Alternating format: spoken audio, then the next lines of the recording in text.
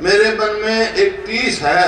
वो क्या है कि 2014 में जो मेरा हरियाणा नंबर 1 था इस चीज में है, विकास में, प्रति व्यक्ति आय में, प्रति व्यक्ति निवेश में, नौकरी देने में, कानून व्यवस्था में, खेल और खिलाड़ियों में नंबर 1 था पूरे देश में।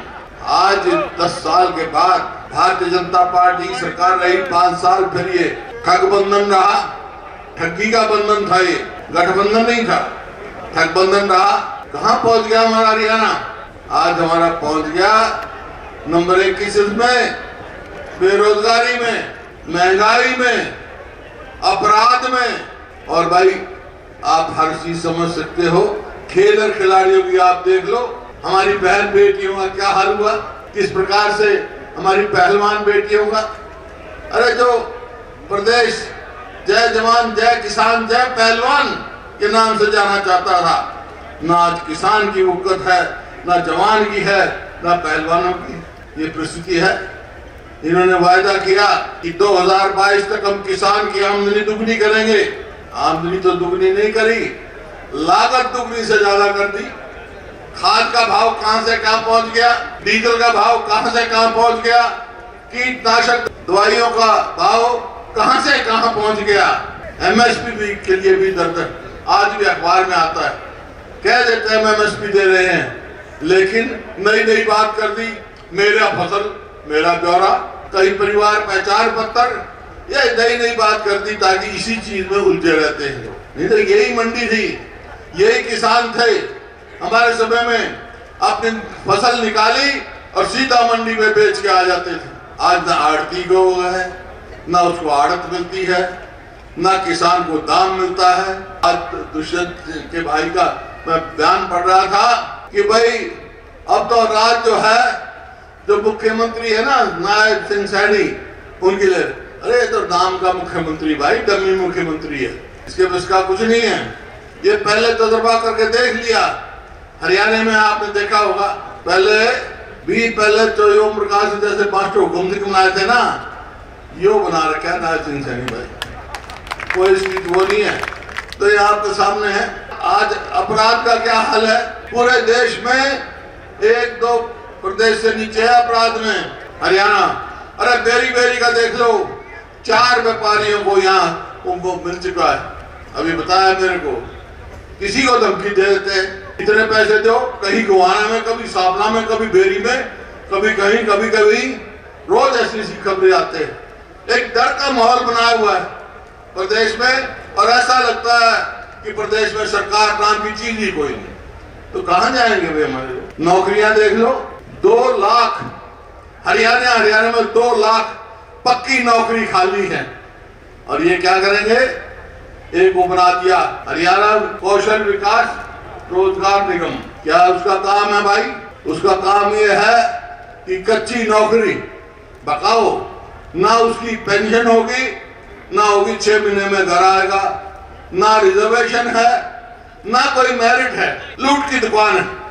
और पकड़े गए, करोड़ों रुपए उनके दफ्तर से पकड़े गए, करोड़ों रुपए हरियाणा पब्लिक सर्विस कमीशन के दफ्तर से पकड़े गए। जो ये खिलवाड़ हमारे युवाओं के भविष्य के साथ आज हरियाणा में हो रहा है, ये कोई अच्छा काम नहीं हो रहा है। इस बात की टीस है मेरे को। इसी बात से मैंने फैसला किया कि मैं अपने लोगों के पास जाऊं, उनसे पूछूं कि भाई समय आ गया है, इनसे टक्कर ले लूं मैं भाई, साथ दोगे? ये तो हरियाणा की बात थी भाई। ये बेरी की और मेरी बात सुन लो, मेरा हक भी पड़ा है, पड़ा है कि नहीं पड़ा है?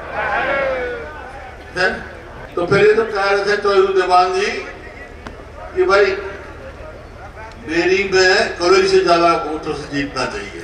जैसा दीपेंद्र जी ने कहा कि ये खाली सांसद का इलेक्शन नहीं है, यहाँ का इलेक्शन फैसला करेगा अगली हरियाणा में सरकार किसकी बननी है, ये फैसला करेगा, खाली सांसद के लिए शायद। और अब ये भी पूछ सकते हैं आपसे लोग, आप जाओगे तो भाई का थाली सरकार बन गई हरियाणा में, तब क्या करोगे? तो मैं तो 4-5 बात कह रहा हूं भाई, बाकी लंबी बात नहीं कहता। अगर हमारी सरकार बनेगी तो सबसे पहला काम हम करेंगे, अपने बुजुर्गों की पेंशन 6,000 रुपए करेंगे बूढ़े, 6,000 बूढ़े के और 6,000 बुढ़िया के, ठीक है। और भाई ये सब जो है रोटी जो है सिलेंडर पे वो है, ये हमारी माताएं बैठी हैं, बहन बेटियां, तो सिलेंडर की कीमत सरकार बनने पे 500 रुपए से ज्यादा नहीं होगी भाई। और जैसा उसके बाद जी ने कहा स्वास्थ्य के लिए 25 लाख तक को, तो सारा घोषणा पत्र आपने पढ़ा होगा। और सरकार बनने के बाद 2 लाख जो नौकरी खाली पड़ी है ना, पक्की नौकरी, सबको वो नौकरी देंगे भाई। ये सरकार तो बाहर वालों को देती है। हमने 100-100 गज के प्लॉट, लाखों प्लॉट दिए गरीब आदमियों, दलित को और बैकवर्ड को। भाई सरकार ने एक प्लॉट कहीं दिया हो, स्कीमें बंद कर दी। बात सरकार आएगी तो फिर सबको प्लॉट देंगे, भाई मकान बना के देंगे उनको, गरीब आदमी को, उनका हक है। इस प्रकार से जो बच्चों का स्कॉलरशिप था उसमें बंद कर दी ताकि आगे बच्चे पढ़ सके। हमने हमारे घोषणा पत्र में लिखा है हम देंगे पूरे। तो इस प्रकार से अलग अलग काम हैं जो हम करेंगे। आपसे पूछेंगे तो आप कह भी सकते हो। और किसान का एमएसपी का कानूनी हक देंगे किसान को, कानूनी। अगर जो कोई एमएसपी से कम किसान से खरीदेगा तो उसको सजा होगी।